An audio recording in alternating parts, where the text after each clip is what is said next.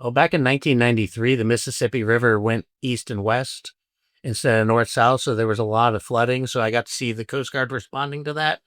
Also, grew up a big Miami Vice fan, the original one with Don Johnson, Philip Michael Thomas, and I got to see them chasing drug boats and trying to keep drugs off the street. Coast Guard just made sense to me to be able to impact people on a daily basis. So when I first signed up, they said, "Where would you like to be?" And I said, "Florida."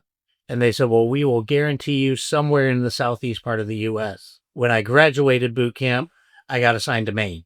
When I got there at 18 years old, I was doing law enforcement, boarding boats with a gun, putting people in handcuffs. And it was just, what 18-year-old gets to do this?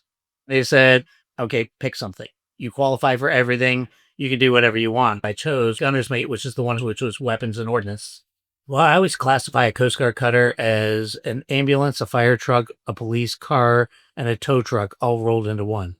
Because you could do any of those things any single day. Did weapons maintenance, counter narcotics, did migrant interdiction, did search and rescue, and we were the first Coast Guard cutter to launch an armed helicopter in support of counter narcotics. It was the first time the Coast Guard actually put weapons on a Coast Guard helicopter to be able to try to interdict drug boats. Because in the past, it was always you send a boat to chase a boat. By having the helicopters, it increased the capabilities and almost had a 100% interdiction rate. Actually got to do some exciting things like joint operations with the DEA, joint operation with Caribbean and South American countries, teaching them how to do law enforcement, firefighting, weapons, and things like that. So one of the most unique parts to me is I got to go on I think it was a boat from Honduras, and the gun they had on the back was able to fix it. Learned later on that it was actually a wing gun from a Spitfire aircraft from World War II.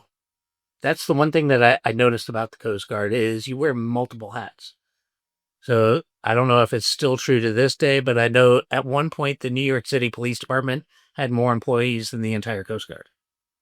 So when I mentioned, hey, doing firefighting and law enforcement and counter narcotics and weapons maintenance, that could be one day for me where you're doing multiple different jobs instead of just saying, okay, I only do this.